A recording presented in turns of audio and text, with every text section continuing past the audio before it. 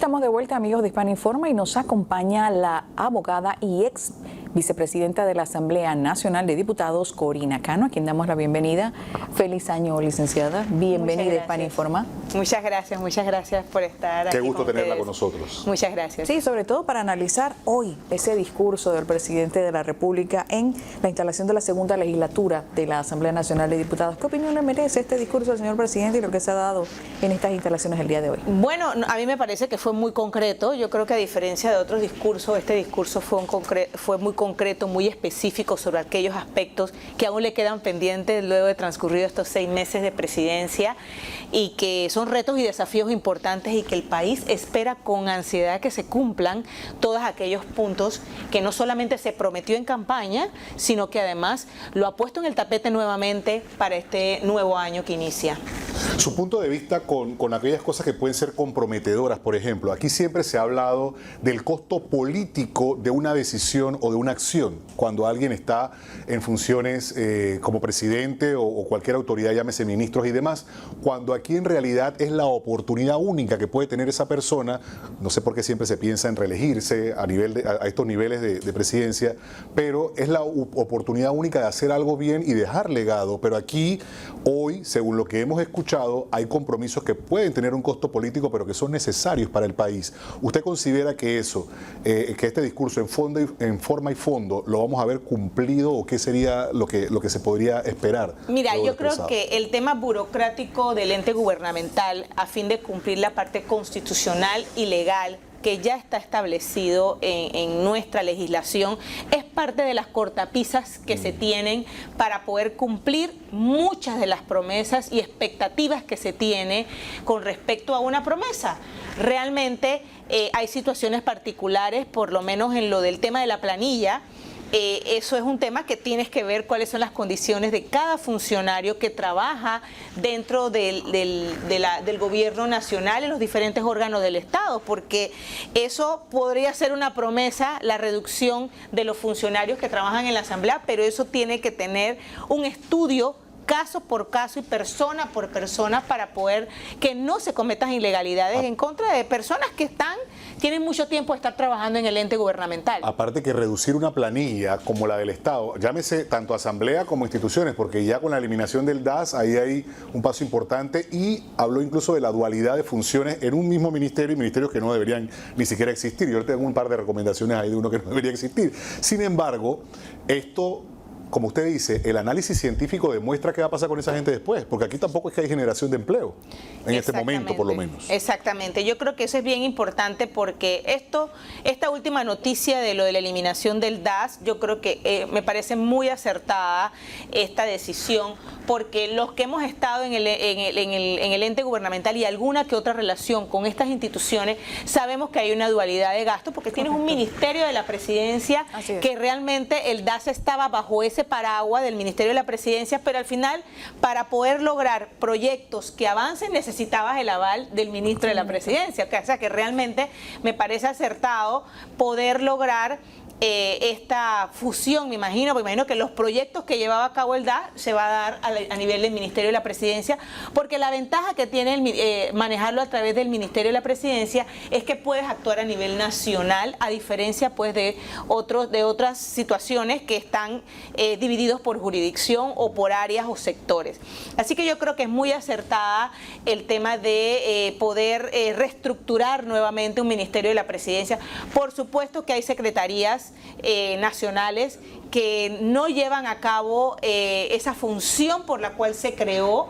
Sin embargo, hay que buscar la manera de estructurar dentro del engranaje gubernamental para poder que los proyectos por la cual se creó esa secretaría específica, pues entonces puedan encaminarse para poder cumplir los proyectos y que la gente vea el porqué de un estamento de este tipo, para poder que los beneficios o los proyectos o las soluciones lleguen a la gente, que es lo que la gente piensa. Bueno, pero ¿para qué vamos a crear esto y lo otro? ¿Para qué se creó ese viceministerio o esa secretaría si a mí no me ha llegado una solución? Entonces realmente yo creo que hay que estar enfocado precisamente en que sea funcional, se pueda ejecutar, los diferentes proyectos y que la gente sienta que hay un cambio profundo con respecto a esta reestructuración. Conversábamos fuera de cámaras y es interesante, recién acaba de pasar esta conmemoración de los 25 años de la reversión del Canal de Panamá y hoy el presidente insta a la ministra a instaurar nuevamente la materia de relaciones de Panamá con los Estados Unidos. Usted como exdiputada, usted como litigante profesional, ¿qué opinión le merece que el presidente haya tomado esta decisión y le solicite a la ministra algo que ella misma había tomado la decisión de eliminar? Mira, yo creo que en el momento, yo recuerdo cuando ese cambio se hizo en los años donde la ministra Molinar era pues precisamente la ministra. Realmente mucho cuestionamiento. Yo creo que es importante por la relación y cercanía que tenemos como un país como los Estados Unidos de América. Les guste o no, es una relación muy cercana en la que es necesario que las nuevas generaciones conozcan la historia. Por supuesto, le tocará al docente transmitir esa información objetiva, porque el problema que tenemos es eso, quienes vivieron en ese entonces, quizás nosotros estábamos chiquitos todavía, pero, claro, pero aprendimos muy quienes bien. Vivieron eso en ese entonces, como quien dice, echan el cuento de una manera o de la otra. Lo que queremos es que se llegue la información de una manera que el docente tenga esa habilidad de dar la información de una forma objetiva, pero que al mismo tiempo haya esa cultura de información donde tenemos que lograr que las nuevas generaciones conozcan precisamente todo lo que tiene que ver con la relación nuestra con los Estados Unidos, porque cuando ocurrió toda esta situación donde hubo la declaración por parte del presidente electo de los Estados Unidos, Donald Trump, y todo que se le contestó, la gente pues tuvo sus respuestas históricas porque hubo muy buenos aportes desde el punto de vista de los historiadores que conocen todo esto. Los jóvenes estaban preguntando, ¿pero qué pasó y por qué nos debe gustar o no nos debe gustar lo que el presidente Trump dijo? No es decir, que afecta de repente, exacto, ¿no? Entonces, no solamente quedarnos en la información, bueno, el canal es nuestro y porque es nuestro nadie nos lo puede pelear por el tema de la soberanía. Claro que es un aspecto importante, pero ¿por qué el canal es nuestro? ¿Cómo vino ese proceso? ¿Cómo se dio en los años 70 toda esta situación, toda esta negociación para poder que se lograra que en el año diciembre de 1999 se pudiera lograr la transmisión del Canal de Panamá a nuestro país y que ha sido perfectamente administrado. Digo, nada es perfecto, pero yo creo que de forma eficiente. De forma eficiente, yo creo que no ha habido mayores situaciones en particular. Así que a mí me parece acertado lo que plantea el presidente Mulino para que las nuevas generaciones tengan conocimiento de eso. Y me parece, por el tiempo que ya tiene casi 10 años o 15 años que no se da esta materia, pues que en las universidades también se refuerce esa información. Yo la di en la universidad, o sea, continué dando la misma materia. Ahora, y entender además que el país no se detuvo después del 77. O sea, aquí hubo una época importante y el por qué entonces volvimos a una era democrática. Ahora, a nivel del órgano del Estado que usted presidió en su momento, la Asamblea Nacional, hay cosas importantes. Si bien hay quienes dicen se han visto avances interesantes, más allá de la conformación de una bancada independiente y todo lo demás, que a nivel de el reglamento interno es urgente el poder accionar sobre decisiones que actualicen y que modifiquen aspectos importantes de este reglamento. Mira, esto de la modificación al reglamento interno parece que uno lo escucha y lo escucha y lo escucha. Nosotros los 5 años que estuvimos en la Asamblea Nacional siempre se habló de la necesidad de la modificación del reglamento interno orgánico de la Asamblea Nacional, precisamente para poner parámetros que en la práctica muchos de ellos se establecen.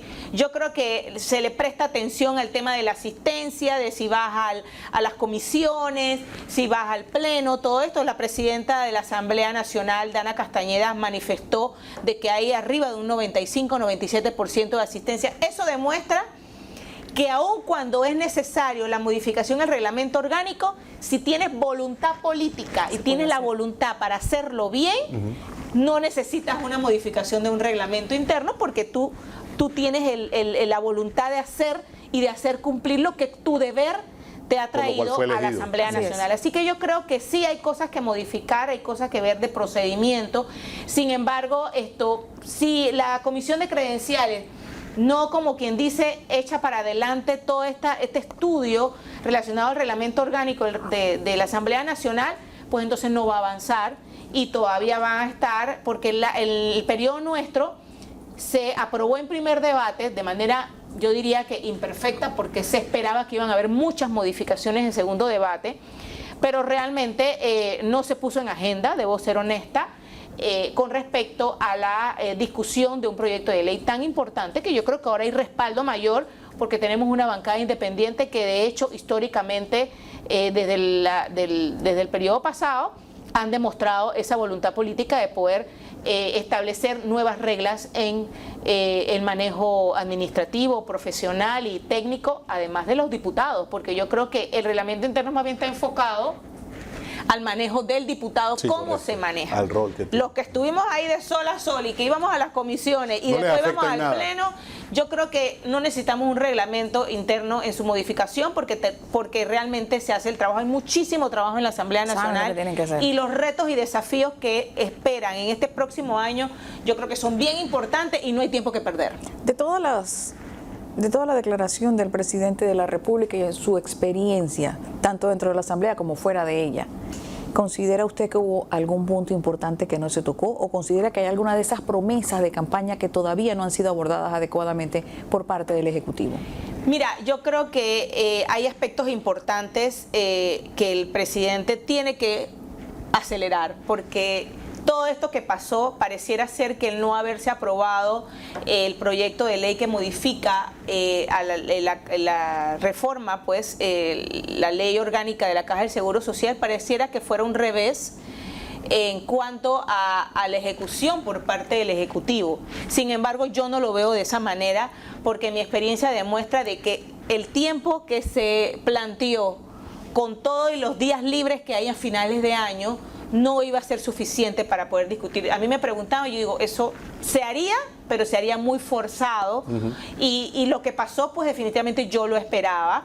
Ahora, quizás si yo hubiese estado, yo hubiese planteado crear la mesa técnica que después, muy después se habló, porque ¿qué ocurre? Había muchas modificaciones planteadas por la gente y que eran importantísimas. Por lo menos yo me enfoqué mucho en mi planteamiento en los trabajadores independientes o los trabajadores mal llamados informales, pero los independientes no tienen muchos beneficios del Seguro Social, sin embargo, deben incorporarse a este servicio porque toda persona pues requiere de una atención médica en un momento dado. El seguro privado no necesariamente te incluye todo, así que es bien importante regular y motivar a ese independiente a que es bueno cotizar en el Seguro Social y forme parte de esa ayuda solidaria que necesita la Caja del Seguro Social.